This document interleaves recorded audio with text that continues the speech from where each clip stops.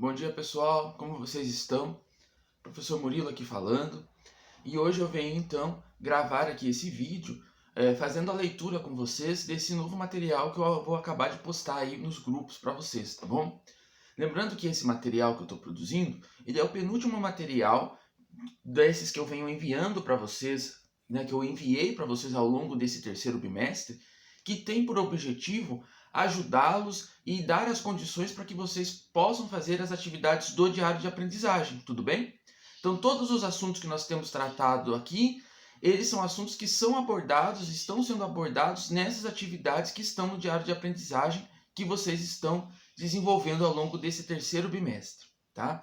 Então o meu objetivo aqui é dar as condições para que vocês possam fazer essas atividades. No vídeo de hoje, aqui nessa videoaula de hoje, nós vamos conhecer um pouquinho algumas civilizações africanas e no próximo vídeo, que será o último também, nós vamos conhecer um pouquinho sobre algumas civilizações que existiam aqui na América. Essas civilizações que nós estamos estudando, tanto essas civilizações africanas e que existiam aqui no continente da América, nós estamos estudando essas civilizações antes da chegada dos europeus a essas regiões, ou seja, essas civilizações que existiam na América e na África pré-colonial, ou seja, antes da colonização da América e da África pelos europeus. Tudo bem? Por que nós estamos estudando essas civilizações? Porque nós temos visto que aquela divisão da história em grandes períodos, né? Idade Antiga, Idade Média, Idade Moderna, Idade Contemporânea, essa divisão da história nesses períodos, nesses termos, ela corresponde a uma visão da história dos historiadores europeus a respeito da história da Europa. E não considera, então, outras civilizações que existiam fora da Europa. Não é verdade? Nós temos visto também que aquela ideia de modernidade, ela é uma ideia que cria uma superioridade entre povos, né? Uma ideia de modernidade em que o modelo europeu, o modelo de civilização que se via na Europa, era superior, né, a outras civilizações que existiam fora da Europa, como as civilizações que existiam na África e na América, né? E essa visão preconceituosa de que fora da Europa não há cultura, fora da Europa não há civilização, foi essa visão que justificou para os europeus a invasão desses territórios e processos violentos de colonização e escravização de pessoas. Tudo bem? Então o objetivo de nós estarmos estudando civilizações africanas e americanas, né, antes da chegada dos europeus nesses territórios, é nós conhecermos outras civilizações e outras modernidades alternativas àquela que se via na Europa. Para que a gente não fique pensando, né, que civilização, né, e modernidade só está ligado àquele padrão que se viu na Europa e que a Europa exportou à força aí, né, a diversos territórios, como na África e na América. Tudo bem, pessoal? Então vamos lá? Nesse material, vamos conhecer algumas civilizações existentes na América e na África antes da chegada dos europeus a essas regiões. Temos visto que a noção de modernidade como algo positivo está relacionada com a história europeia. Essa visão criou uma hierarquia onde essa modernidade é vista como superioridade em relação às demais civilizações existentes fora da Europa. Assim, conhecer outros modelos de civilização já existentes nas Américas e em África contribui para que, ao conhecer outras modernidades alternativas à europeia, possamos reconhecer a diversidade humana em seus aspectos culturais, políticos, religiosos e econômicos. Então aqui, civilizações africanas. No último material, conhecemos o continente africano e vimos que, na região da África Ocidental, da África Subsaariana, às margens dos rios Níger e Senegal, se formaram os reinos sudaneses. Eles receberam esse nome, sudaneses, pois a palavra Sudão, em árabe, significa terra dos negros. Esses reinos se localizavam nas regiões onde hoje ficam os países do Mali e da Mauritânia. Então, pessoal, só para recordar aquilo que a gente já viu no material anterior, né, que nós começamos a conhecer um pouco do continente africano, nós vimos que o continente africano ele é dividido em duas regiões, né? A África do Norte e a África subsaariana. O que motiva a divisão do continente africano em duas regiões é um elemento natural, o deserto do Saara. Então, a região que fica ao sul do deserto do Saara, ou abaixo do deserto do Saara, ela é conhecida como África subsaariana. Então, nessa região, na parte ocidental da África subsaariana, né, aí às margens dos rios Níger e Senegal, se desenvolveram aí três reinos que tiveram muito poder, que desenvolveram uma civilização muito sofisticada, né, que ficaram chamados como reinos sudaneses. Essa palavrinha sudaneses, ela foi dada porque a palavra Sudão em árabe significava terra dos negros. E a África, ela teve uma influência muito forte dos árabes, né, que ocuparam também ali o continente africano, trazendo a religião do islamismo para essas regiões. Tudo bem? Então são três os reinos sudaneses: Gana, Mali e o Império de Songhai. O reino de Gana. Gana foi o primeiro império do Sudão Ocidental, de que se tem notícias. O nome do império deriva de Gana, que significa chefe de guerra, e foi, inicialmente, a designação dada ao soberano desse povo. O Império de Gana ocupava uma grande extensão de terras que hoje corresponde à Mauritânia, ao sudoeste do Mali e ao norte do Senegal. Segundo a tradição coletada no século XVII, Gana foi governada por várias gerações berberes de raça branca até que em 790 uma dinastia negra foi fundada. Foi durante o reinado de 3 séculos dessa dinastia negra que Gana atingiu o seu apogeu. O que é atingir o seu apogeu? É atingir o seu ponto de maior desenvolvimento da civilização. Então Gana, né, que foi reconhecida aí como uma grande civilização da história africana, né, que produziu muita cultura, que produziu muito conhecimento, né, que gerou muita riqueza, ela só atingiu esse apogeu quando governada por uma dinastia negra. Os povos da África subsaariana produziam ouro em grande quantidade, mas necessitavam de sal, que era produzido na África do Norte, por sua vez carente de ouro. Gana se encontrava no meio desse caminho, em um ponto estratégico para servir de intermediário nessas trocas, e assim o desenvolvimento do comércio pelas rotas transsaarianas proporcionou o desenvolvimento de Gana, que comercializava tecidos, cobre e principalmente ouro. Então, pessoal, o grande produto que fez a riqueza, né, de Gana era aí o comércio do ouro, né?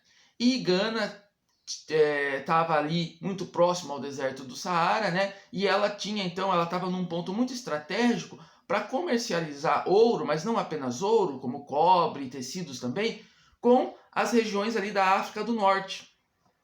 Então ela era um ponto estratégico, porque ela ficava muito logo abaixo do deserto do Saara e eles desenvolveram ali essas rotas transsaarianas, né? Ou seja, atravessando o deserto do Saara para comercializar entre essas regiões. Então foi esse comércio, essa troca comercial entre Gana e a África do Norte que gerou muita riqueza para o reino de Gana. Foi o ouro que fez o reino de Gana ficar conhecido e o projetou internacionalmente. Durante toda a Idade Média, Gana foi o principal fornecedor de ouro para os países do Mediterrâneo. As caravanas de camelos que cruzavam o deserto não apenas ligavam o reino de Gana à Europa e ao Oriente, como ajudavam a difundir a fama de Gana como a terra do ouro. Então Gana foi um reino que ficou muito famoso justamente por comercializar muito ouro, uma terra que tinha muito ouro. Gana possuía métodos sofisticados de taxação de mercadorias, grandes exércitos e o monopólio sobre as minas de ouro. Na cidade comercial, onde predominavam os comerciantes árabes, com seus estabelecimentos de negócios, existiam mesquitas e centros de ensino. No século XII, o reino de Gana foi subjugado pelo povo Sosso e anexado por Sundiata ao Império Mali. Então, pessoal, o reino de Gana vem mostrar para a gente que a África, uma região em que pouco se conhece a sua história, né? E muito se fala, às vezes as pessoas querem falar da África apenas falando que a África produz miséria, produz pobreza, né? E a gente está aqui conhecendo esses reinos africanos para dizer que não.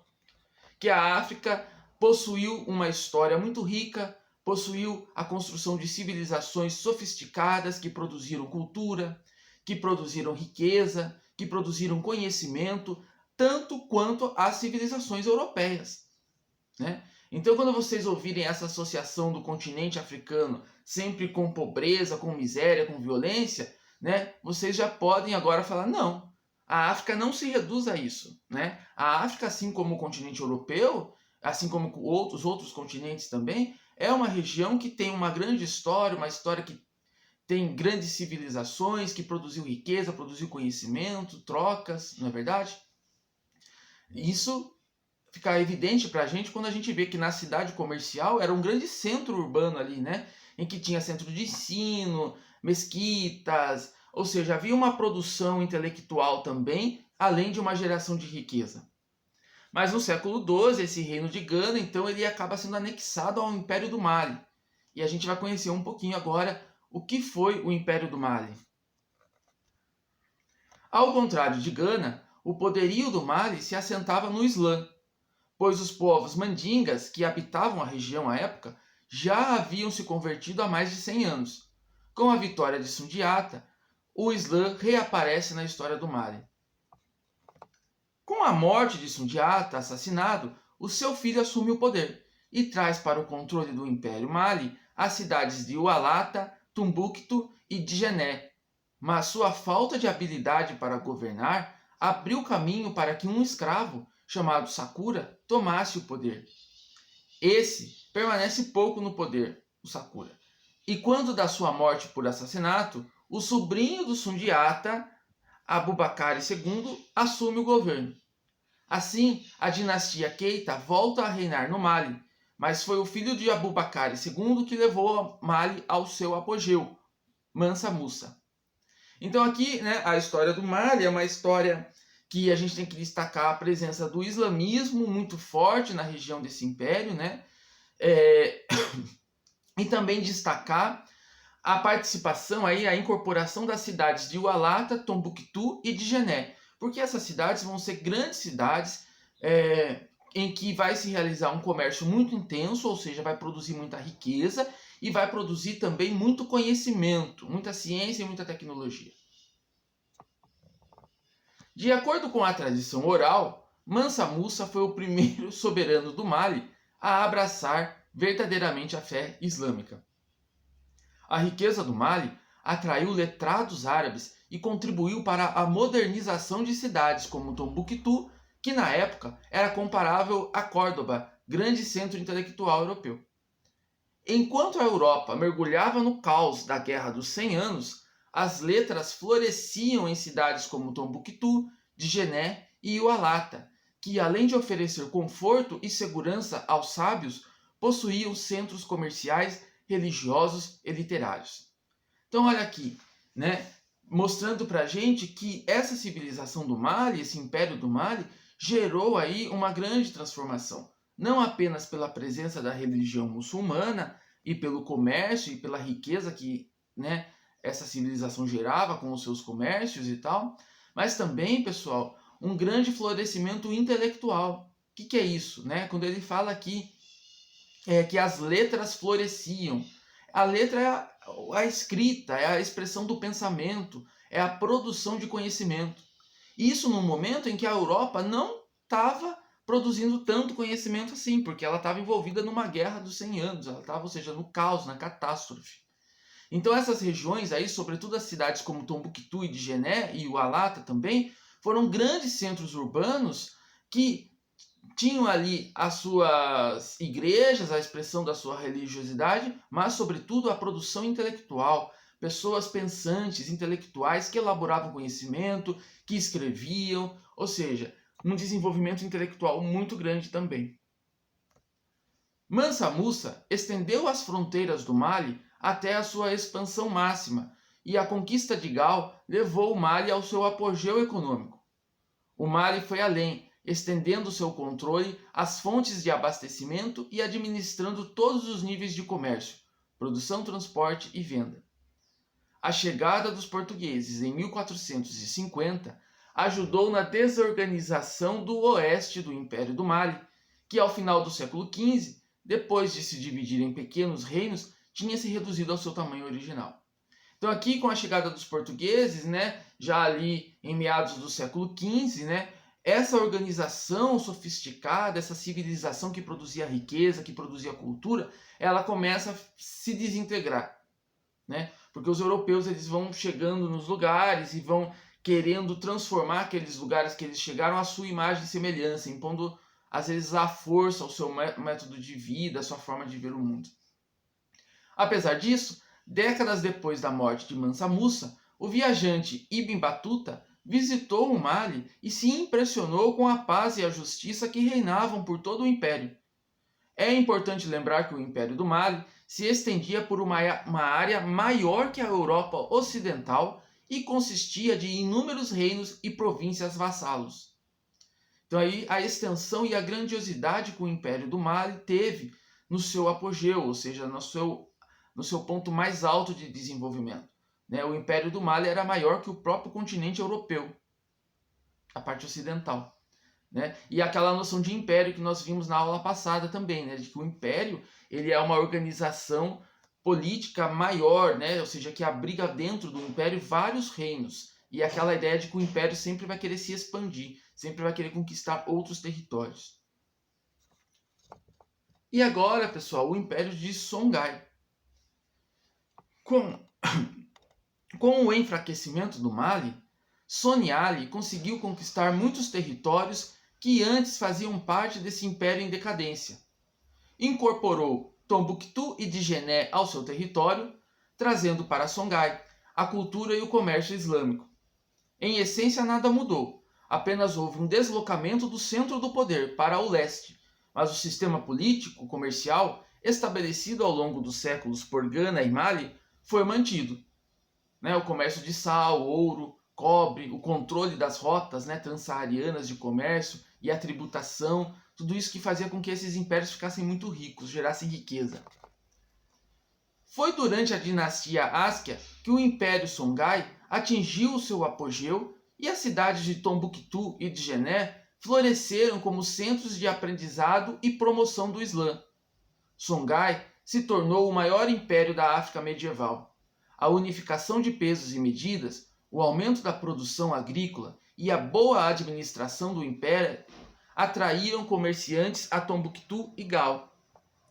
Embora mais extenso que os impérios de Gana e Mali, o Império do Songhai, que parecia destinado a ter um longo futuro, durou pouco mais de um século.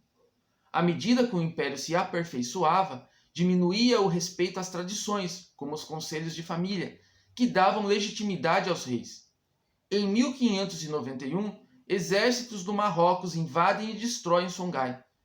Apesar do curto período em que essas tropas permaneceram no território, o império foi completamente desestruturado e abandonado à própria sorte.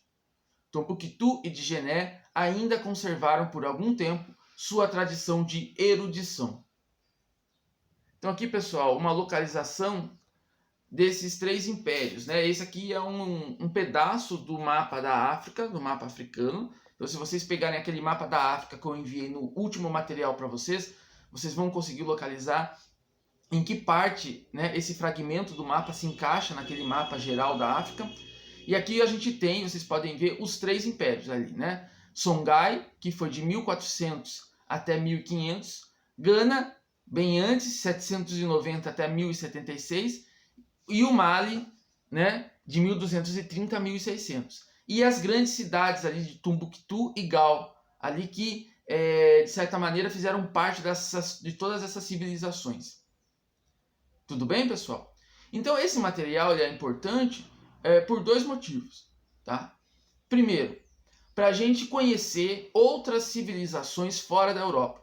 Porque nós sabemos que ainda hoje, muitas pessoas, quando se fala em África, associam apenas a miséria, a pobreza, como se fosse um continente em que não se produziu conhecimento, em que não se produziu arte, em que não se produziu cultura, em que não se produziu riqueza.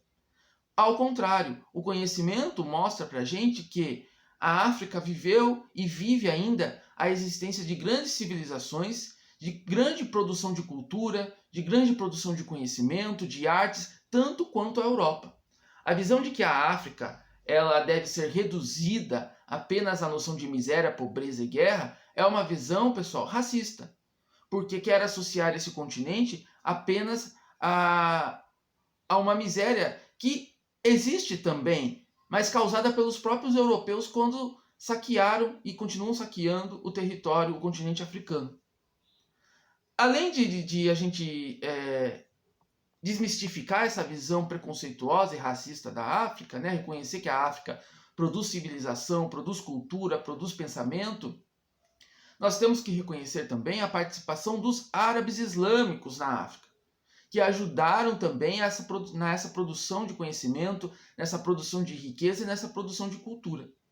Os árabes e os muçulmanos também têm um olhar, de um modo geral, no senso comum, muito preconceituoso, né? Geralmente, quando se fala em árabe e muçulmano, as pessoas que não conhecem a história dos árabes e a história da religião muçulmana querem reduzir essas pessoas a terroristas. Nada mais falso. A religião muçulmana e os povos árabes são também povos que produziram muita cultura, que produziram muito conhecimento.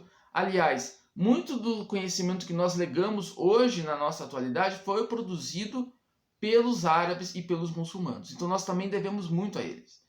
Então é importante a gente conhecer que o padrão de civilização não é apenas o europeu, mas existiram e existem ainda outras formas de civilização tão ricas e tão importantes quanto aquelas que se viam aqui na Europa. Tudo bem? Esse material, pessoal, ele pretende ajudá-los, então, na realização das tarefas do diário de aprendizagem. Vocês têm uma atividade lá, que eu acho que é a atividade 4, que pede uma pesquisa, né? Que vocês realizem uma pesquisa sobre alguns reinos, né? E lá tem alguns reinos africanos e alguns reinos da América. Eu preparo esse material para vocês, então, com o objetivo de cortar caminho, de que vocês não precisem fazer essa pesquisa, que vocês assistam a esse vídeo e com esse vídeo, com esse material, vocês já vão conseguir responder aquela questão que pede que vocês façam uma pesquisa. Ou seja, se você assistir esse material e o próximo que eu vou mandar sobre as civilizações da América, você não vai precisar ir pesquisar em outros lugares e já vai cortar caminho e vai conseguir responder a questão do diário de aprendizagem com esse material assistindo a esse vídeo. Tudo bem, pessoal? Então, qualquer dúvida eu estou à disposição e até o início da próxima semana eu vou mandar o último vídeo falando sobre algumas civilizações que existiram na América, no continente americano, também antes da chegada dos povos europeus a essa região, ou seja, civilizações pré-coloniais, antes da chegada dos europeus. Tudo bem, pessoal? Então, um abraço, se cuidem e até mais.